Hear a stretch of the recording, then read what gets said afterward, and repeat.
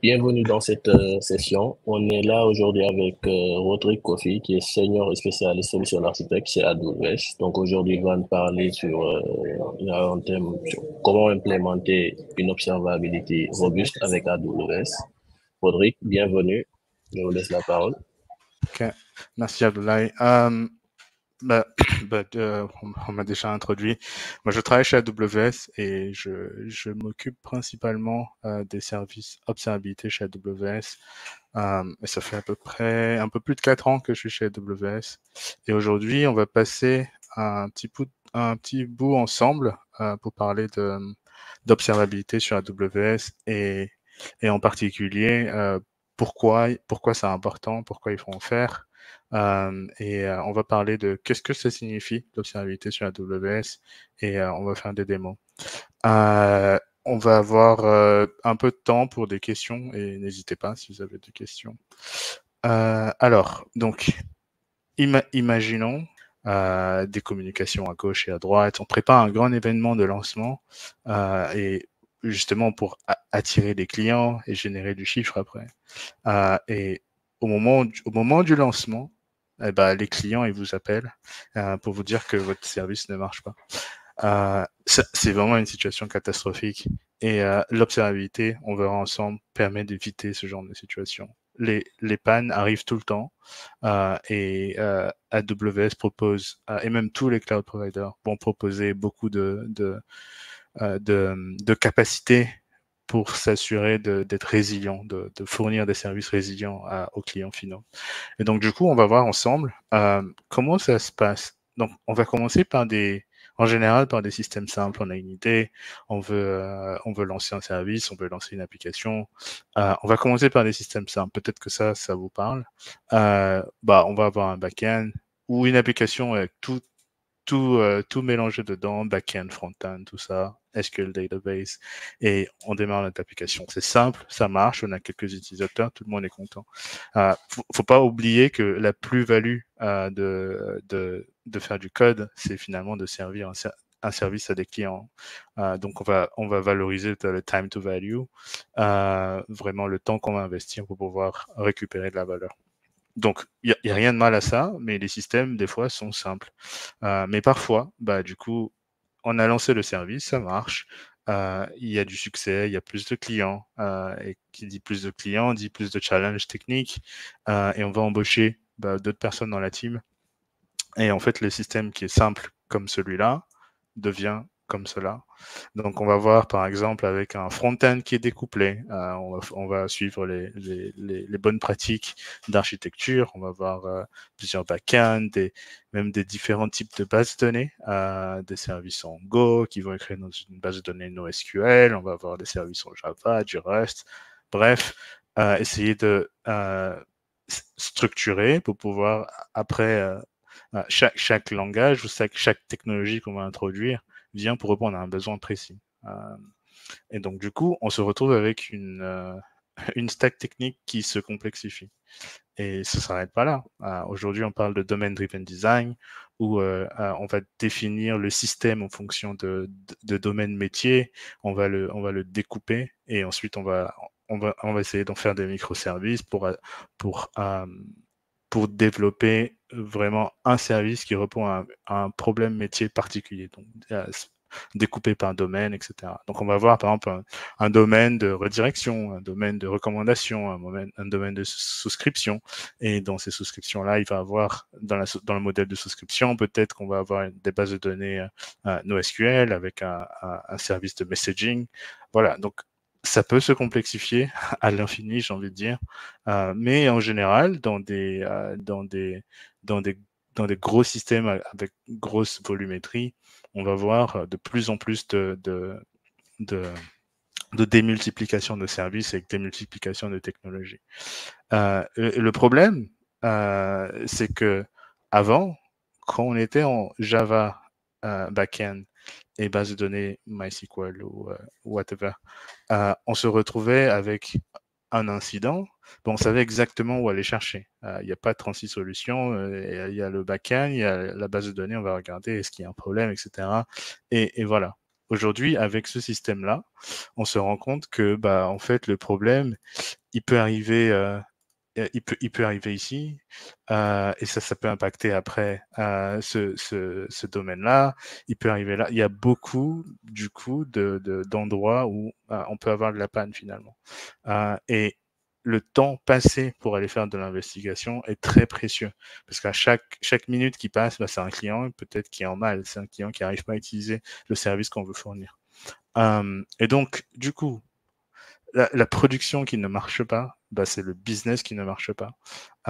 Et c'est pour ça que la résilience, c'est très important, parce que on peut avoir aujourd'hui, avec la puissance d'Internet et tous les services de cloud qu'on nous fournit aujourd'hui, même vous, si vous prenez votre téléphone, vous allez sur un site et il prend 30 secondes de plus que d'habitude, vous allez avoir la tentation de passer sur un autre service qui fait la même chose.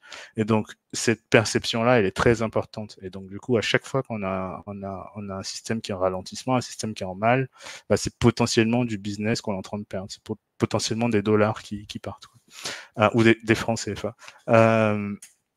Et donc, du coup, qu'est-ce que l'observabilité va venir faire dans tout ça? L'observabilité, finalement, ça sert à avoir des systèmes beaucoup plus résilients. Et on parle aussi de monitoring, donc c'est des mots qu'on va utiliser de façon un peu mélangée, mais l'observabilité vient nous aider à décrire comment est-ce que le système fonctionne. Si on est capable de poser une question à notre système pour savoir son état de fonctionnement, on est dans un état d'observabilité. On parle aussi de monitoring. Monitoring, en général, c'est j'ai un système, je sais exactement ce que je cherche. Par exemple, j'ai une instance EC2, je veux voir son volume d'utilisation CPU ou la mémoire, le réseau. Voilà, c'est carré, on sait exactement les données qu'on cherche et c'est prédéfini, on regarde et voilà.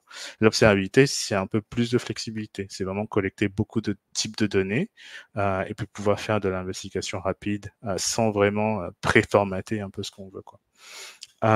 Et donc, du coup, l'observabilité, c'est primordial pour pouvoir avoir un succès dans le cloud aujourd'hui, surtout en termes de résilience. Et sur AWS, notre mission, du coup, c'est d'aider les clients. Quand on démarre une stack sur AWS, c'est d'aider on va donner tous les outils pour pouvoir avoir un état d'observabilité correct et même robuste. Et donc, du coup, l'idée, c'est de pouvoir... Ça passe par plusieurs étapes. Donc, l'amélioration de l'expérience utilisateur finale. Donc, on va avoir des solutions, par exemple, comme dans CloudWatch, pour pouvoir mesurer le client final, l'expérience du client final. Et on va voir aussi, par exemple, suivi de la performance, de la disponibilité, et aussi comprendre vraiment le fonctionnement des applications. Et tout ça, on veut le faire à des coûts réduits. Donc, vraiment... on veut être proche de la donnée, on veut avoir de la donnée proche de là où se passe l'action et du coup pouvoir prendre des décisions rapidement. Si on doit faire un round trip de la Terre avant de pouvoir collecter des métriques, du coup c'est potentiellement du temps perdu et c'est potentiellement une opportunité perdue. Et donc du coup sur AWS, on va avoir quelques briques intéressantes comme Amazon CloudWatch qui est le service historique de monitoring sur AWS et aujourd'hui qui est de plus en plus superchargé de features et de fonctionnalités pour pouvoir atteindre une observabilité solide. Et on va avoir aussi un service qui s'appelle AWS X-Ray, qui est un service de tracing. Donc, on va en parler, mais si vous ne savez pas, le tracing, c'est vraiment permettre de suivre une transaction de bout en bout, surtout dans un cadre de système distribué. On part d'un conteneur sur ECS, après on part sur une instance EC2, après on utilise une fonction lambda. Donc, une transaction peut se dérouler à des petits bouts sur plusieurs services différents et même en dehors de AWS avec des partenaires. Et du coup, comment est-ce qu'on voit ces transactions de bout en bout? Et le distributed tracing permet d'atteindre cet objectif-là. Et du coup, X-Ray, c'est le service de distributed tracing sur AWS.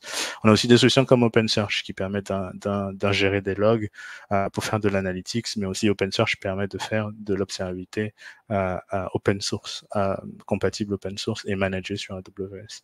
On a aussi Manage Grafana, donc Grafana qui est une solution puissante de dashboarding avec une option managée sur AWS où on n'a pas besoin de Grafana et Prometheus d'ailleurs, donc Managed CSO Prometheus qui est un service qui va scaler à des grosses échelles pour pouvoir ingérer des métriques de haute cardinalité et Grafana va permettre de visualiser tout ça, CloudWatch, X-Ray, Prometheus et vous permettre de passer à l'échelle sans se soucier de mettre en place une stack d'observabilité, la monitorer aussi, parce que si on manage nous-mêmes notre observabilité, du coup il y a le risque que cette stack-là ne fonctionne plus et du coup qui monitor le monitor, ça fait un peu un effet de loop.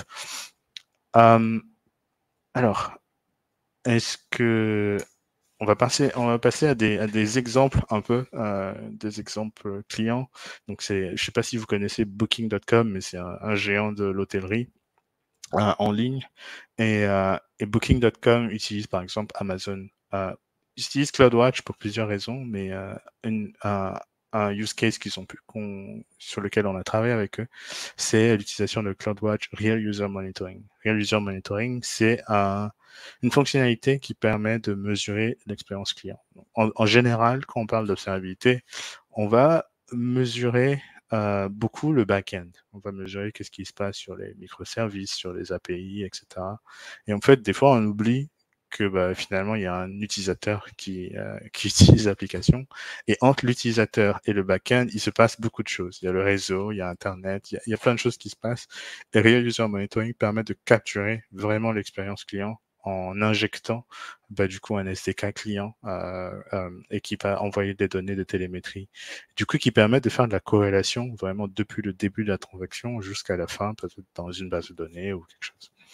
Voilà. Et donc, du coup, Booking.com utilise Run à grande échelle. Donc, à chaque fois que vous ouvrez Booking.com, vous avez potentiellement de la donnée de télémétrie qui vient sur AWS. Et donc, du coup, ça leur permet de mesurer la performance des sites web et corréler ces données-là avec les données de leur backend. Choice Hotel, qui est aussi, on est un peu dans le thème de l'hôtellerie, mais qui utilise par exemple des solutions open source. Il y a des clients pour qui avoir une stratégie open source, c'est primordial.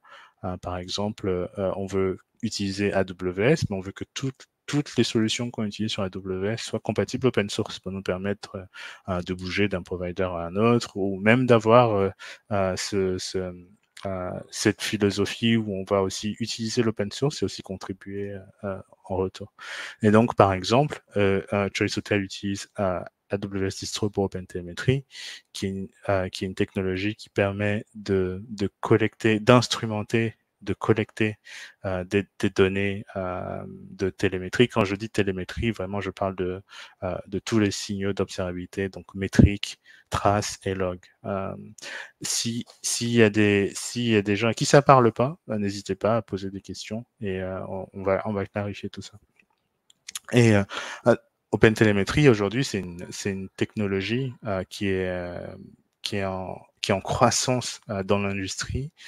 Aujourd'hui, le sujet, c'est quoi? C'est chaque provider de solutions, donc AWS ou Azure ou whatever, vont proposer des solutions pour collecter des métriques, pour faire de l'observabilité finalement. Et dans l'industrie, aujourd'hui, c'est pas standard.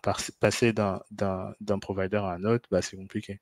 Et OpenTelemetry, c'est un projet de la CNCF qui permet de définir qu'est-ce que c'est qu'une métrique, qu'est-ce que c'est qu'un log, qu'est-ce que c'est qu'une trace, et même il y a des projets pour ajouter d'autres signaux, par exemple du profiling. Et OpenTelemetry, c'est un projet open source qui est en vogue depuis un certain nombre d'années et qui permettent de passer vraiment, faire de l'interopérabilité entre providers. C'est une longue parenthèse, mais c'est important de clarifier ce que c'est et l'avantage que ça, parce que c'est une technologie en termes de monitoring d'observabilité qui a beaucoup de potentiel et de futur. Donc, Choice Hotel utilise OpenTelemetry pour faire de l'instrumentation, pour collecter leurs métriques, erreurs et latence. Et ils vont utiliser par exemple Prometheus pour collecter ces données à grande échelle et Grafana pour visualiser le tout. Il y a une architecture qui paraît un peu complexe, mais par exemple, eux, ils vont utiliser des comptes AWS. Dans les comptes AWS, donc ça c'est pas un seul compte, hein, c'est plusieurs comptes, et chaque compte va être formaté à peu près comme ça. Ils vont utiliser des lambda, ils vont utiliser EC2, EKS, et à chaque fois, ils vont avoir un collecteur qui va collecter des métriques, des métriques applicatives et même d'infrastructure.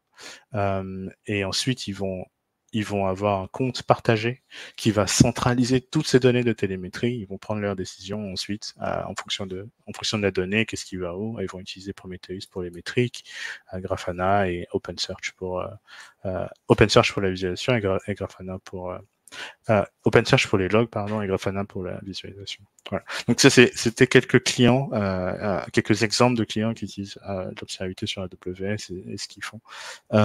Mais on va voir aujourd'hui, dans notre exemple, on lance notre application. Qu'est-ce qu'on fait? Où est-ce qu'on y va? Par quoi on commence, etc. Donc moi, je vais vous proposer quelques étapes pour le faire. Donc, ça va être l'instrumentation. En général, c'est un peu les grosses étapes pour mettre en place l'observabilité. C'est l'instrumentation. Par défaut, on va avoir, quand vous utilisez des services sur AWS, vous allez avoir de l'instrumentation un certain niveau d'instrumentation qui est fait pour vous. Par exemple, quand vous utilisez Lambda, vous allez avoir des métriques sur l'invocation de la Lambda, vous allez avoir des logs, il y a un ensemble de briques de base qui sont fournies pour vous. Mais on peut aller plus loin en faisant plus. Et ensuite, une fois qu'on fait de l'instrumentation, du coup, on va collecter ces données et on va mettre en place des tableaux de bord. Et ensuite, j'ai parlé tout à l'heure de l'expérience utilisateur finale. C'est pas un prérequis, mais ça permet vraiment d'avoir une visualisation complète. Et ensuite, l'alerting. Donc, encore une fois, si on a mis en place tout ce système-là, c'est pas pour s'asseoir 24 heures à regarder des écrans. On va définir des objectifs métiers et ensuite mettre en place de l'alerting. Alors, donc, voyons voir pour l'étape 1. Donc, on va prendre les fondamentaux. J'ai parlé de log, et log, c'est vraiment l'un des premiers signaux de télémétrie qui existe depuis longtemps. Si vous utilisez n'importe quelle application en phase de dev, en phase de test, vous allez écrire des logs pour pouvoir savoir s'il y a une erreur, où est-ce que ça vient, etc. Donc les logs, c'est primordial. Et quelque chose de clé, c'est de vous imposer une structure sur ces logs-là. Si par exemple vous avez plusieurs applications, plusieurs développeurs et chacun fait des logs de façon un peu anarchique, ça va être un peu difficile après de centraliser. Pas de centraliser, ça va être difficile d'analyser après ces logs-là de façon uniforme. Donc c'est important d'avoir une structure. Par exemple, on peut dire que on va à chaque fois rajouter l'ID du client, l'ID de la compagnie. On va faire attention à pas leaker des données privées pour respecter les conformités dans les pays dans lesquels on travaille. Mais voilà, donc avoir par exemple des identifiants qui vont rappeler qui est-ce que le client. Donc en général, quand on a un impact en production, savoir exactement qui est le client impacté et pourquoi ça s'est passé. Donc il y a par exemple des attributs qu'on veut avoir de façon systématique et c'est bien de les structurer. Donc utiliser des logs en JSON et structurer ces logs-là. Donc j'ai vu beaucoup de clients par exemple qui vont utiliser des librairies faites maison. Et ces librairies-là vont être injectées dans tout le code, dans tous les codes de toutes les équipes, et en fait pour avoir des briques de base. Et comme ça, chaque développeur n'a pas besoin de réinventer la roue. Éviter de loguer, par exemple, dans un process, de créer un fichier rajouter plein de logs dedans. Il peut se passer plein de choses. Le disque peut être rempli, et ça peut être une cause pour saturer l'application. Donc, passer par un collecteur, loguer en sortie standard, et laisser le collecteur collecter ces logs-là et les shipper vers votre destination. Il faut simplifier l'ingestion pour optimiser les coûts. Ça veut dire quoi? Ça veut dire que il faut, si par exemple sur AWS, on a le concept de région, si on s'amuse à collecter des données d'une région A et les ingérer dans une région B, bah, ça peut être compliqué. Il y a beaucoup de choses qui peuvent se passer. Il y a des coûts inter-réseau, inter-région, pardon, et même on peut se prendre de la latence de façon gratuite, quoi. Donc simplifier l'ingestion, ayez des architectures simples. Donc on va en parler un peu, mais ça c'est des bonnes pratiques. Et ensuite, pour les métriques. Donc, une fois qu'on a les logs, c'est fondamental, important d'en avoir. Même certaines régulations nous imposent d'avoir des logs ou des journaux de transactions et qu'il faut protéger, etc. Et ensuite, les métriques. Bah, c'est difficile de pouvoir améliorer quelque chose si on n'a pas de métriques. Pour améliorer quoi que ce soit, par exemple, on prend un sportif de haut niveau, il faut des métriques. L'année dernière, est-ce qu'il a couru à cette vitesse-là, sur cette distance-là, etc. Donc, il faut des métriques pour pouvoir s'améliorer. Et aujourd'hui, pour développer des applications, bah, c'est pas différent. Il faut définir ces métriques-là, mais ces métriques-là, il y a des métriques de base qui vont être fournies, par exemple, sur AWS. Il y en a même beaucoup par service. Il y a des métriques standards qui vont être livrées. Mais si vous avez un objectif métier, pour moi, la question de est-ce que mon service, il fonctionne, cette question-là, elle doit être répondue par des métriques. Donc, c'est intéressant d'avoir des métriques métiers. Attention, il y a des métriques analytics, etc. Mais il y a des métriques techniques informatiques qui permettent par service, par exemple, de savoir est-ce que mon service fait sa mission. Si mon service, c'est de pouvoir accepter des souscriptions, combien de souscriptions on a fait, par exemple, et mesurer la tendance par rapport à ça.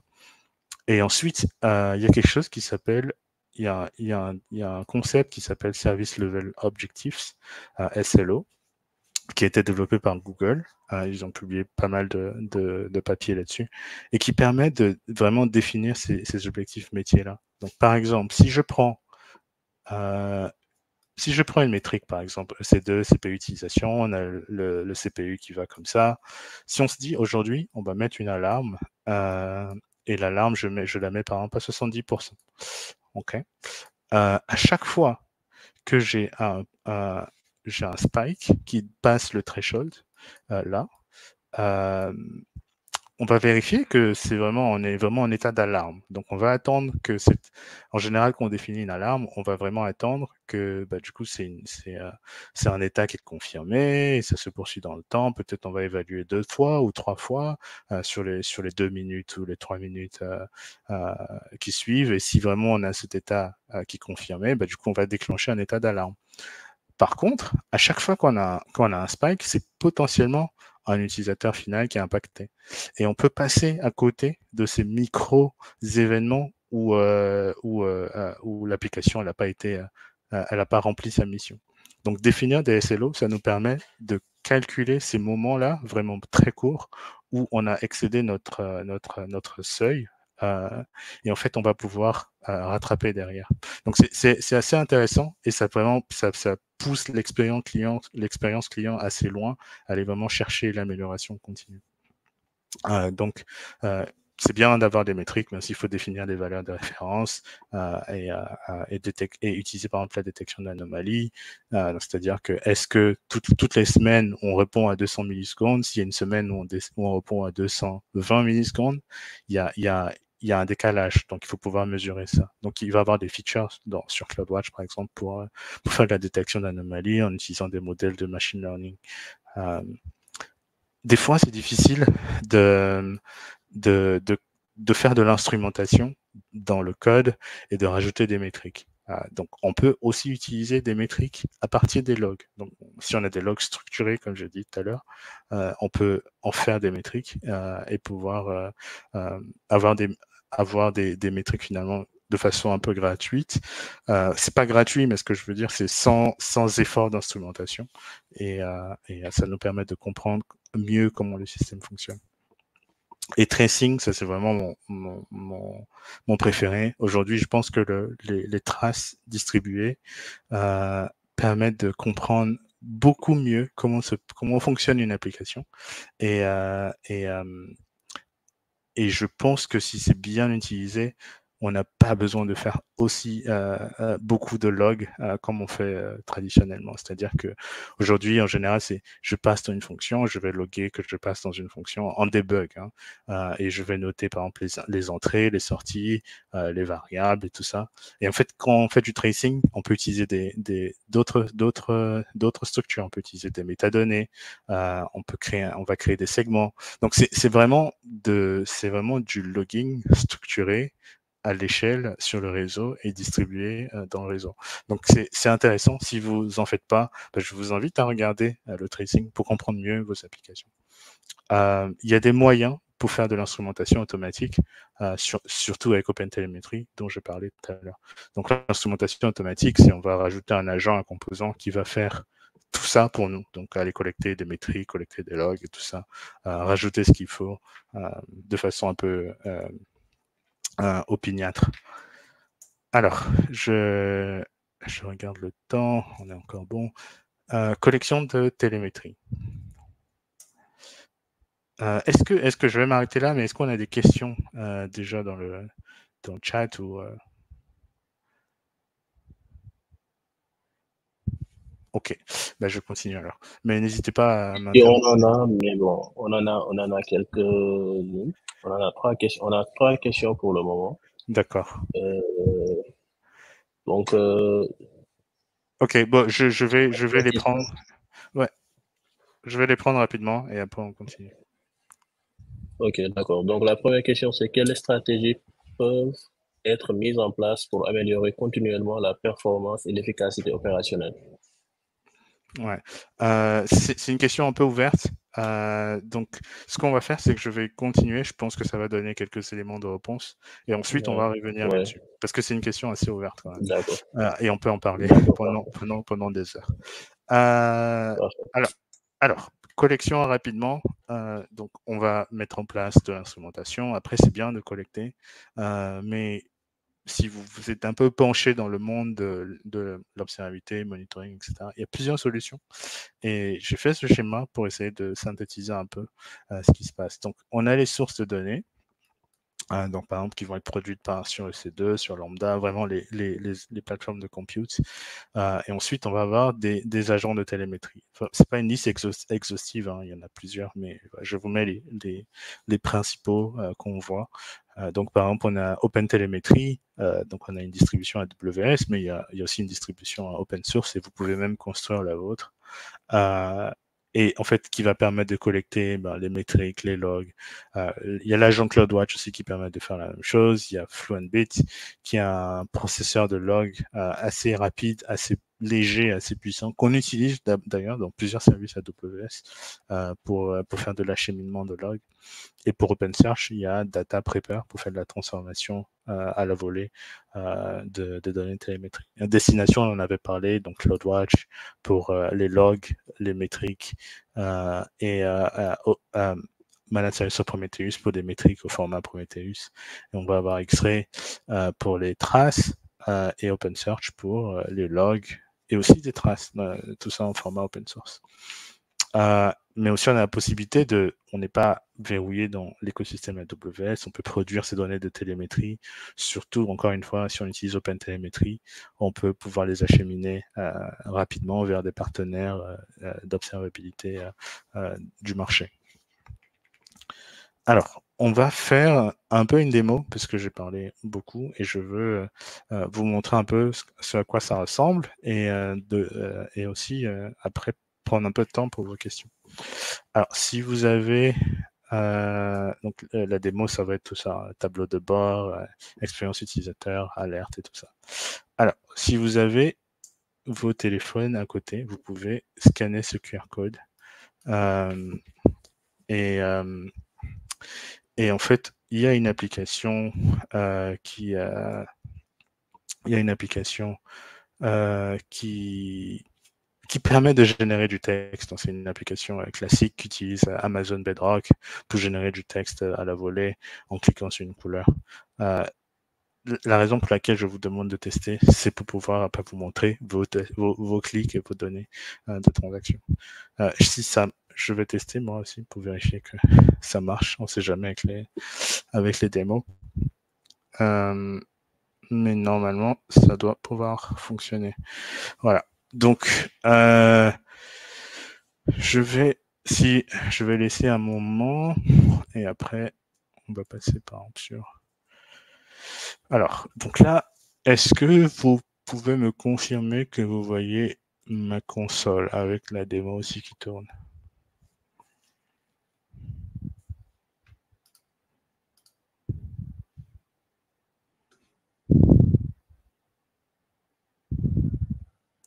Allô? Est-ce que vous voyez ma démo? Yes, ok, top. Ok. Alors, donc là, je vais aller dans la console CloudWatch. Donc, dans CloudWatch, CloudWatch qui est vraiment le système d'observabilité principal, j'ai envie de dire, sur AWS. Je veux voir qu'est-ce qui se passe avec toutes les données, avec cette application. Et même savoir mon application est composée de quoi. Donc, je vous ai parlé de tracing. Donc, on a utilisé pour cette application X-Ray, AWS X-Ray. Après, je pourrais vous donner après des liens pour savoir comment est-ce qu'il faut démarrer avec ça. Mais on va voir qu'est-ce qui se passe. En fait, dans cette démo, il y a un front-end, il y a une application front-end qui va parler avec des services ECS, donc pour aller avec un service ECS. Donc, à chaque fois que vous allez voter, je vais prendre, par exemple, votre adresse IP, je vais pousser un message de vote dans un bus SNS qui va envoyer dans une queue SQS pour démultiplier des messages et faire un traitement un peu distribué. Et ensuite, on va avoir une fonction lambda qui va utiliser Amazon Bedrock pour générer du texte. Ce texte, ensuite, il est mis dans une base de données. Et les clients, finalement, quand la vue pour récupérer le texte, c'est un appel API pour récupérer ce texte qui a été généré au préalable. Voilà. Donc, si je vous montre l'architecture, ça va ressembler exactement à ça. Et en fait, ce pourquoi j'en parle, c'est que on peut avoir des schémas d'architecture qu'on va mettre dans des documents, mais en fait, ces schémas d'architecture, ils deviennent très vite obsolètes. Et en utilisant du tracing, on peut avoir une vue dynamique des chemins empruntés par les utilisateurs. Enfin, attention, si un utilisateur n'utilise pas cette route-là, ça va pas apparaître ici. Hein. Donc, c'est vraiment une cartographie dynamique en fonction de ce qui se passe dans le service. Et ce qui est intéressant, c'est que je peux aller voir, donc là, j'ai des tailles différentes, donc je peux voir les nœuds qui sont les plus utilisés. Donc là, par exemple, je vois les nœuds les plus gros, c'est ce service-là de récupération de nos messages. Donc là, si je clique là-dessus, je vais voir la latence, le nombre de requêtes et les failures associés. Et aussi, je vais pouvoir visualiser toutes les transactions individuelles. Donc là, je vais voir, par exemple, si je prends, là j'ai un temps de réponse de 20 millisecondes, je vais pouvoir aller vérifier, ok, quelle est cette transaction. Donc c'est une transaction plutôt simple, il y a un client qui a appelé à ce service ECS et qui parle à une base de données DynamoDB. Et donc là, j'ai vraiment chaque bout de la transaction, et dans chaque bout de la transaction, je vais voir le temps passé. Donc là, je sais que j'ai passé je vais réduire un peu, j'ai passé à 20 millisecondes pour cette transaction et je peux voir aussi les logs associés pour cette transaction en question. Donc, je vais voir un peu des logs structurés qu'est-ce qui s'est passé à quel endroit du code, etc., avec un ID de transaction. Je peux rajouter plein d'autres messages, mais je peux voir ici des propriétés, par exemple, sur quel compte. Donc, si je fais ça sur plusieurs comptes AWS, j'ai la possibilité de voir d'où ça vient, la tâche ECS dans laquelle la transaction s'est produite. J'ai une visualisation sur ça, la availability zone, etc. Donc, ça permet d'avoir plusieurs informations, mais de façon très structurée. Si je reviens en arrière sur mon schéma, sur ma cartographie, ici, je vais pouvoir aller voir, par exemple, ici, j'ai des transactions asynchrones. Donc, j'envoie d'un event bus qui est SQS ici, d'un broker de messages, et je vais dépiler ces messages. Donc, quand une transaction commence, en fait, elle est dépilée après par une autre transaction et c'est asynchrone, c'est pas lié du tout. Mais j'ai la possibilité quand même de voir ça. On va regarder. Si je vais prendre une trace qui a duré 2 secondes, donc vraiment c'est une transaction un peu plus longue, c'est pourquoi c'est asynchrone. Et donc du coup, on va pouvoir voir que la requête initialement, elle a commencé par une requête de vote. C'est vraiment une API post pour insérer une couleur. Et donc le message, il flow dans un topic. On voit que le message après va dans une queue qui est dépilée par une lambda et ensuite on voit l'invocation de Bedrock et de DynamoDB. Ce qui est intéressant, c'est qu'on peut même mesurer le temps passé dans la file SQS. Donc vraiment aller optimiser après peut-être. Donc là on a le queue time qui est 11 millisecondes. Donc si par exemple on a attendu trop longtemps dans la file SQS, on peut dire peut-être on va dépiler un peu plus ou on va augmenter la concurrence de lambda par exemple. Donc on a beaucoup d'insights sur comment ça fonctionne. Alors un autre élément, donc j'ai parlé de vues matérialisées, etc. Donc là, j'ai fait un dashboard qui me donne l'état un peu de santé de mon application. Donc, un dashboard, après, c'est vraiment du monitoring. Mais on a des alarmes aussi. Donc, on va mettre des alarmes sur des métriques intéressantes, importantes pour nous. Les alarmes, c'est facile de mettre des alarmes partout. Et après, on peut se retrouver avec plein d'alarmes, beaucoup de bruit, beaucoup de signaux. Et après, être un peu fatigué de ces alarmes. Donc, une bonne pratique, c'est vraiment de mettre des alarmes sur des métriques business que vous avez observées, des métriques business vraiment qui décrivent le fonctionnement de vos services et être alerté que là-dessus. En général, si on peut automatiser une résolution, on le fait quoi? Par exemple, si mon EC2 est à 80%, pourquoi est-ce que je dois me réveiller à 2 heures du matin pour ça? Il faut automatiser, il faut mettre en place ce qu'il faut pour pas que ça vous réveille. Et on va mettre des alarmes sur vraiment là où il y a des actions humaines et ensuite les accompagner d'une description intéressante. Et donc là, on va mettre des métriques. Par exemple, là, moi, j'ai des objectifs. Je veux voir tous les API GET et je veux m'assurer qu'ils répondent rapidement. Je veux quand je génère un message, je veux voir si j'ai des erreurs là-dessus. Et donc, ici, par exemple, j'ai une alarme sur les générations de messages. Donc, je vais peut-être aller voir, est-ce que je dois augmenter mes quotas avec Amazon Bedrock ou ce genre de choses. Alors, donc j'ai plusieurs autres métriques on va voir que ce dashboard il est divisé en quelle est la partie utilisateur facing, la partie backend. On va voir aussi la partie tracing avec X-Ray que je vous ai montré tout à l'heure et toutes les traces, les données de traces, etc. Et aussi, on va voir les services infrastructure. Donc, on va partir vraiment de l'utilisateur final au back-end et à l'infrastructure. Donc, on va aller voir des métriques plutôt infra derrière pour comprendre qu'est-ce qui ne va pas là-dessus. Alors, ce que je voulais vous montrer rapidement, c'est la partie end-user.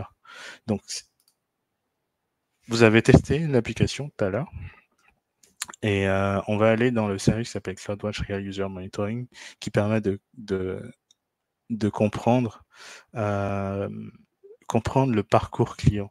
Donc là, on peut voir en temps réel, du coup, les transactions qui viennent du Sénégal. Je pense que la plupart des transactions viennent du Sénégal, de la Mauritanie, et on peut les voir en temps réel. Et c'est coloré sur cette cartographie-là. Donc ça, c'est moi qui ai testé tout à l'heure. Donc on voit la France. Et je sais pas si c'est que moi, mais donc on voit des sessions.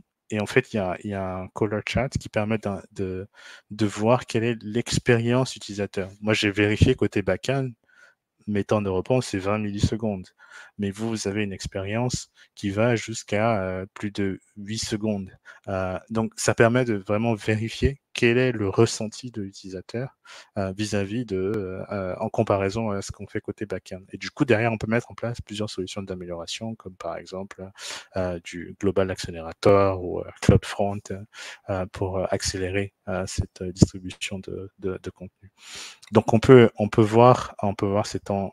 C'est vraiment une vue, mais il y en a d'autres. On peut voir de quel browser ça vient. Par exemple, si on a des fonctionnalités qu'on supporte pas sur tel browser, ça permet de voir un peu la segmentation. Donc il y a plusieurs données ici qui sont intéressantes pour pouvoir comprendre le parcours utilisateur. Et tout ça, c'est en temps réel. Donc vraiment, et comme c'est une single page application, il n'y a pas de vue. Donc à chaque fois que je clique sur une page, c'est la même page en fait. Et en fait, on voit. Mais si on avait plusieurs pages, on pourrait voir la succession de pages dans un flow, un diagramme de Sansky. Et voilà. Donc ça permet donc cette partie-là permet de comprendre vraiment l'expérience utilisateur et on peut la coupler avec toutes les données côté backend. Alors, je vais voir, est-ce que je suis encore bon dans le temps? Alors, rapidement, je reviens à la présentation.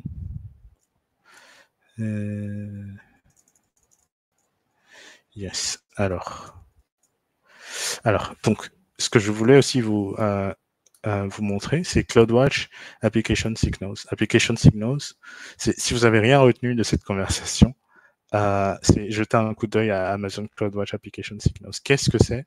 C'est une solution qui permet de faire de l'observabilité. Donc, toutes les étapes que j'ai montrées, instrumentation, collection de données, dashboard, parce que le dashboard, je l'ai fait à la main, hein, je les ai mis en place, je suis allé chercher les données que je voulais pour les mettre dans ce dashboard. Et CloudWatch Application Signals, c'est un service, c'est une feature de CloudWatch qui permet pour des applications écrites en Java et en Python, d'aller faire de l'instrumentation automatique. On n'a pas besoin de savoir utiliser OpenTelemetry. On va écrire nos applications, installer ces applications-là dans les clusters qu'on veut, ECS, EKS ou même sur EC2. Et si c'est écrit en Java ou en Python, nous, on va injecter un agent d'instrumentation avec OpenTelemetry et on va envoyer ces données-là pour vous sur CloudWatch et on va vous donner des dashboards de visualisation automatique. Donc, je vais rapidement vous montrer à quoi ça ressemble, mais c'est vraiment du zéro effort, 100% observabilité. Alors, je vais...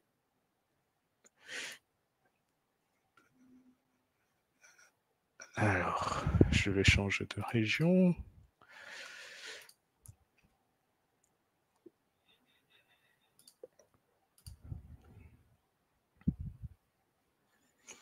Donc, Application Signals, ça ressemble à ça.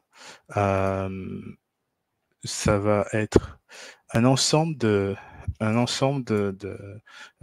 services. Par exemple, là, j'ai déployé des services sur EKS. Et par défaut, je vais voir ces services-là avec une représentation top N de là où il y a des erreurs. Donc, par exemple, je peux avoir 100 services qui sont déployés. Est-ce que ça m'intéresse de voir les 100?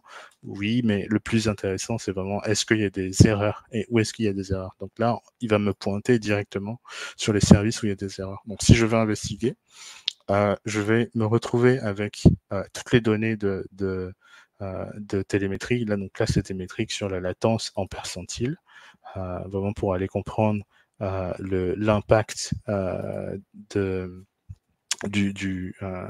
la lenteur. Donc là, je vais voir en millisecondes quelle est la latence du service. Je vais voir aussi les services par opération. Donc, je peux voir quelles sont les opérations derrière qui ont été appelées et quels sont leurs temps de réponse, par exemple. Je vais avoir un score de disponibilité. Donc, vraiment, le score, c'est le nombre de failures sur le nombre de requêtes, quoi. Donc, si j'ai 0 failure, c'est 100%. Si j'ai des failures, le score, il va baisser. Et si je veux comprendre ce qui s'est passé, je peux aller dans des opérations et vraiment par opération. Donc là, j'ai vraiment une opération API, put, /honors, etc. Je peux sélectionner les opérations que je veux. Tout ça, c'est découvert pour nous automatiquement. Il y a zéro instrumentation qui est faite. L'application, elle est juste déployée dans un cluster.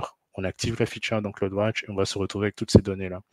Et là, par exemple, si je veux inspecter une donnée de trace, je vais voir des données de trace qui sont corrélées. Et si j'ouvre, je vais me retrouver, par exemple, dans X-Ray que je vous ai montré tout à l'heure avec la visualisation de la transaction.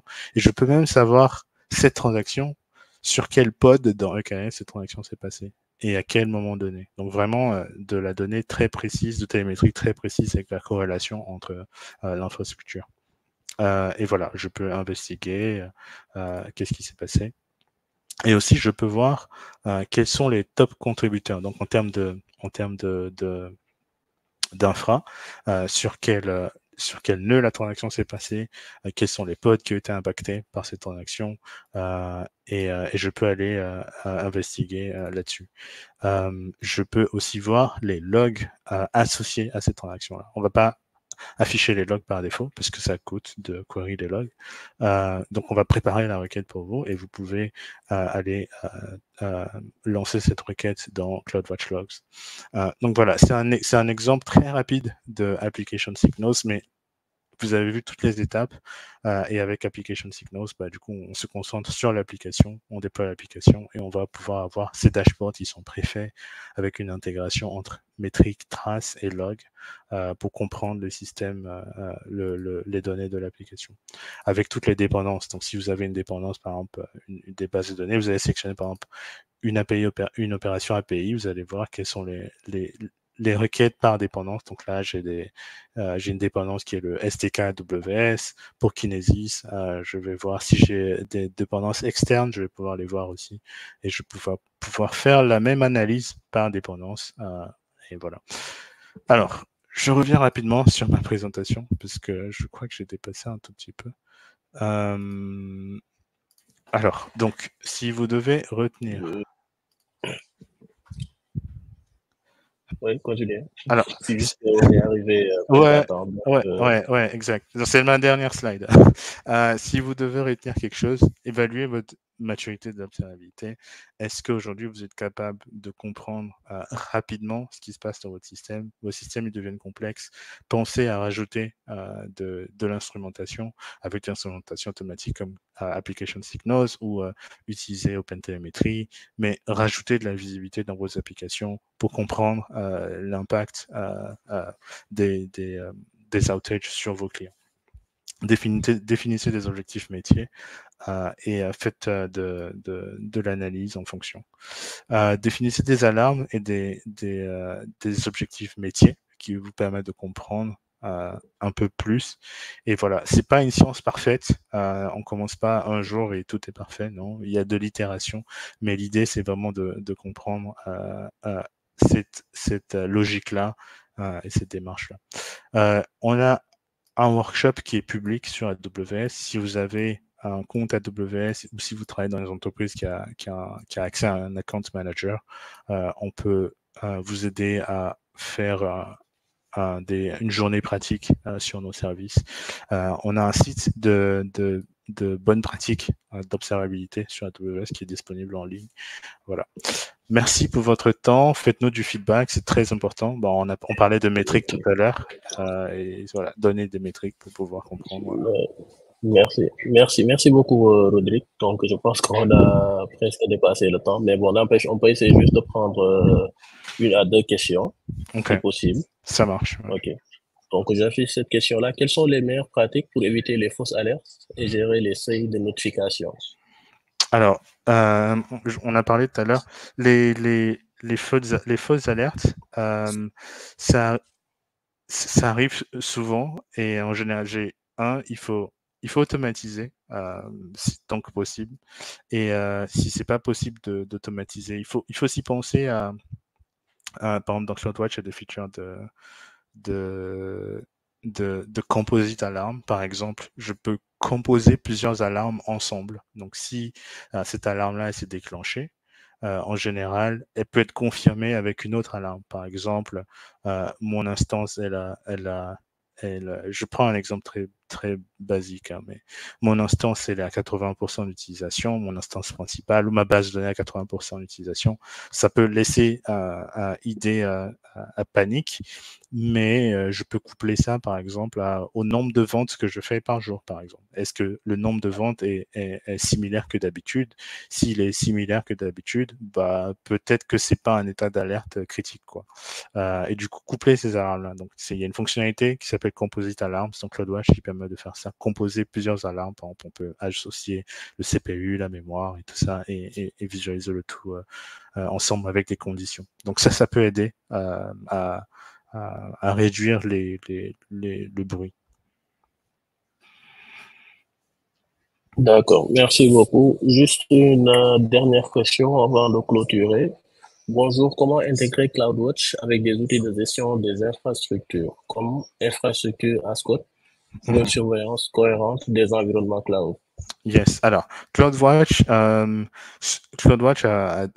des CloudWatch est supporté par Terraform, donc les opérations dans CloudWatch, par exemple la création de dashboard, la création de log group, tout ça c'est supporté par Terraform ou CDK ou CloudFormation.